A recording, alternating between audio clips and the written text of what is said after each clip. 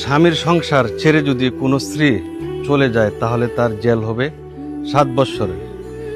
এখন বিষয়টা হচ্ছে, যদি কোনো স্ত্রীলোক তার স্বামী থাকা অবস্থায় সে যদি তার স্বামীর অনুমতি ছাড়া অন্য কোনো পুরুষের হাত ধরে পালিয়ে যায় তাহলে তার জেল হবে 7 বৎসর।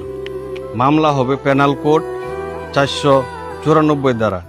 তাছাড়া বিভিন্ন জনে আমাকে ফোন দিয়ে বা বিদেশ থেকে ফোন দিয়ে, প্রবাসী ভাইরা ফোন দিয়ে থাকেন যে তার স্ত্রী অন্য কারোর সাথে প্রেম করেছে বা এরকম ঘটনা হয়ে থাকে, অন্যত্র অন্যজনের হাত ধরে চলিয়া যায়।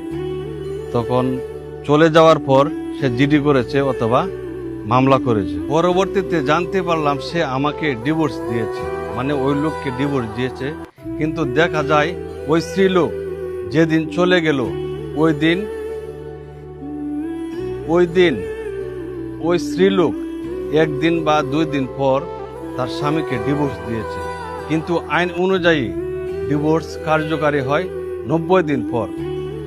আপনার স্ত্রী আপনাকে না জানিয়ে চলে যাচ্ছে, পরবর্তীতে আপনাকে তালাক দিচ্ছে, তাহলে 7 বৎসরের জেল হবে।